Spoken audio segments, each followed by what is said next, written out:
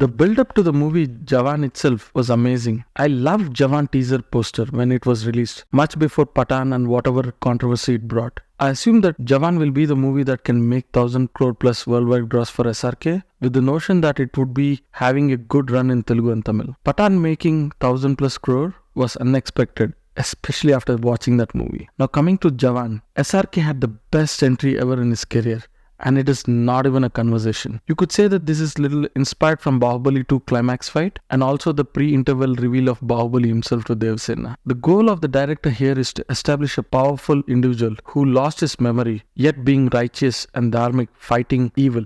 Without any delay, what follows this superb introduction is a series of heists and kidnaps led by SRK in different get-ups, piquing interest to know the reason for him to indulge in it. What stands out that each of these heists provide an amazing opportunity for the director to keep introducing SRK in those get-ups with amazing scintillating background scores again and again, like it happened in KGF series or Doom 2, which was the original master. The director was cheeky here. When he showed us SRK again in that old man bandaged avatar, you'll be thinking if this is the same guy who forgot who he was and he holds on to that mystery until a little later, just before a grand reveal, leading us into that Banda Hai song. Each of these episodes, as an audience, the question I get is why is SRK along with the gang of girls doing it? So the director provides us the justification by showcasing us a very compelling short story and an emotional one at that. The important thing here is that for the lead actor to introduce us of that topic emotionally, which is where the actor SRK takes center stage with his subtleties, expressions, gestures that brings believability.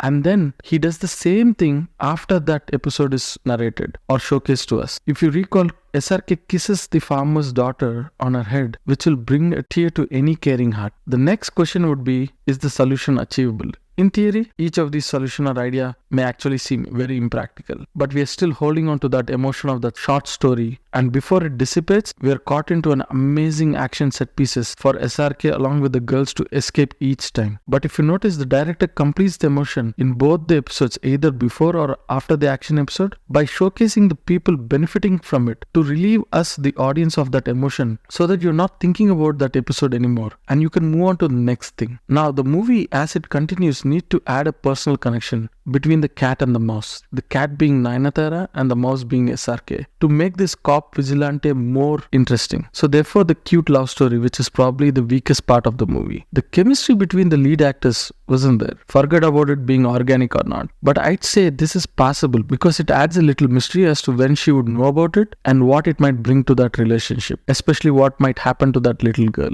And when it happens, which is when she gets to know, it certainly helped as it was done well. But in bringing a certain level of ease to this new pairing, SRK and Nayanthara, the intelligence of the director was to have a fatherless daughter of that female lead actor born with an orphan male lead, using funny banter which occasionally stirs your emotion. Again, to make all of this believable, the credibility of building these emotions is based on the actor. Again, SRK excelled here, especially that scene when his eyes become moist as the little girl touches his hands. As an audience, I felt that touch as well. This movie is filled with such emotions throughout to warm and move our hearts. Now, moving forward, as an audience, you already know this one is the younger SRK Azad, and it's not lost on you yet about the older SRK. But somehow, before you get to feel if this film is all about avenging the atrocities that happened to the girl gang, the reintroduction of the older SRK in one of his best pre-interval scene and possibly SRK's second best introduction shot ever. Boy oh boy, Anirudh can elevate that swagger much more, taking us into that interval. Post-interval, before anyone could question what happened actually with the older SRK, yet another compelling short story with patriotic angle that elevates the emotion, and add to that Deepika Padukone's amazing screen presence, scintillating chemistry with SRK, and all of this culminating with such an amazing mother-son emotion that will probably moist even the most heartless person's eyes, providing the perfect emotion to set things into motion for the pre-climax and climax, which had terrific action set pieces. Just to add, SRK Deepika had possibly 5 to 10 minutes together in this movie, but this one had such an impact with so much amazing chemistry and a million times better than that 30-40 unpalatable minutes of them being together in Russia in Pathan. It felt very fake.